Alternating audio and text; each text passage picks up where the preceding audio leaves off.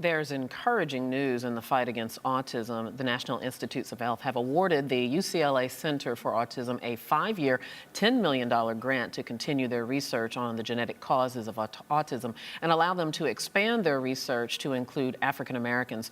Joining us via Skype from Santa Monica, California is Dr. Daniel Geschwind, director of the UCLA Center for Autism Research and Treatment. Dr. Geschwind, thank you so much for being here with us. This sounds like a really exciting study. This amount of money being dedicated to autism research, I imagine you have to be excited about it. Oh, we are very excited.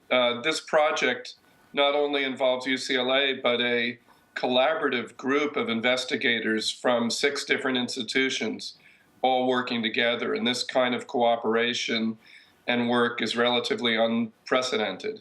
I understand that you're going to be trying to recruit at least 600 African-American families who have a child diagnosed with the autism spectrum disease. What exactly will you be looking for? Yeah, that's a great question. We're going to be trying to find genes that cause autism in that population.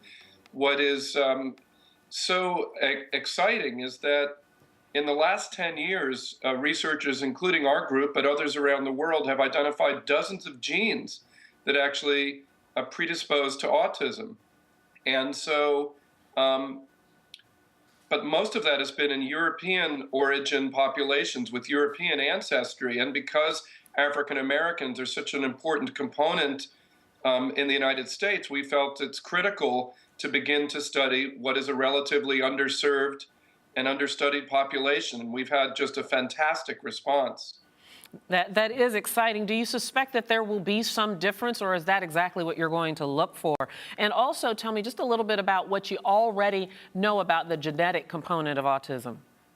Yeah, well, first I'll start by, in terms of the genetic component of autism, we already have identified genes that significantly increase the risk for autism and that in many cases are causal in about 10% of people with autism. So 1 in 10 kids who walk through the door, we can now make a genetic diagnosis, which is fantastic compared to 10 years ago. And the issue is that how does that translate to a population with different ancestry? There's quite a bit of difference in the kind of population history in those with African origin. Our populations in the world come from a number of very small populations just about 2,000 or 3,000 years ago, enormous population growth. And so the kinds of variation on the chromosomes of people with different ancestries is quite different. And we don't know if we're going to find the same kinds of predispositions genetically. I think some of it will be shared, but there is reason to think that there will be cohorts of different genetic risk, and that's very important to know from a public health standpoint.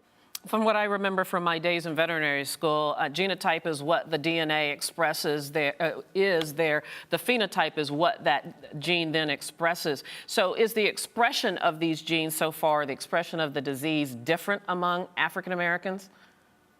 No, so far we have no evidence that it is. However, I have to say there's been not a lot of attention paid to that. And in our pilot studies, where we've looked at several hundred families, we don't see any obvious differences. There doesn't seem to be a huge difference in the prevalence, although it is very clear that children of African origin who have an autism spectrum disorder, whose ancestry is African, at least even partially, have in this country, a significant delay in their diagnosis. And so we're also going to be taking advantage of the fact that we're doing these genetic studies to begin to study some of the health structural reasons why that is the case, to try to improve that, because early intervention is showing to be very important. All right, Doc.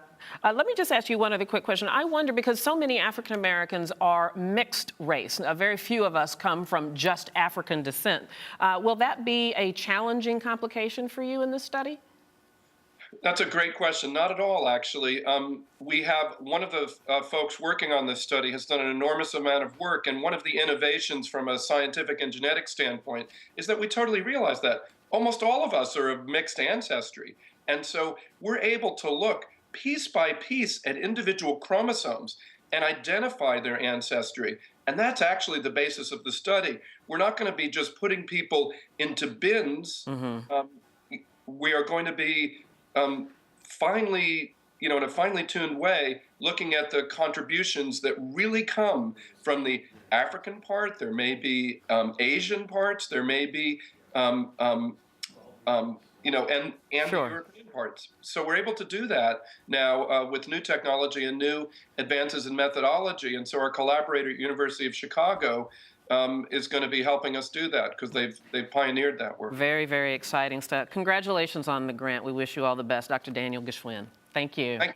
Thank you. My pleasure.